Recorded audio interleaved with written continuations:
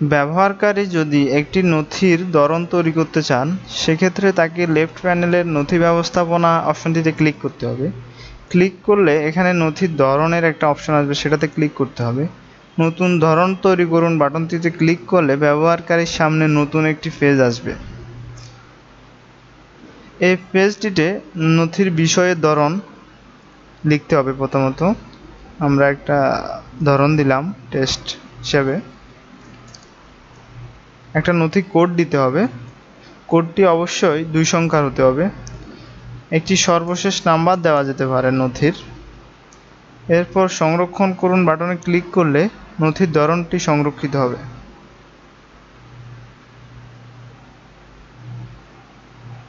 এবং আমরা এখানে নথির ধরনটি দেখতে পাচ্ছি। এখান থেকে এডিট করে নথির ধরনটি পরবর্তীতে চেঞ্জ করা যেতে পারে।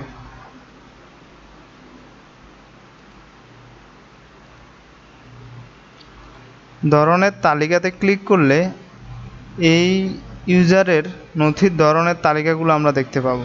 এখান থেকে ক্লিক করে নতুন বাটনটিতে প্লাস চিহ্নিত নতুন বাটনটিতে ক্লিক করলেও আমরা নতুন একটি ধরন তৈরি করতে পারি নথির।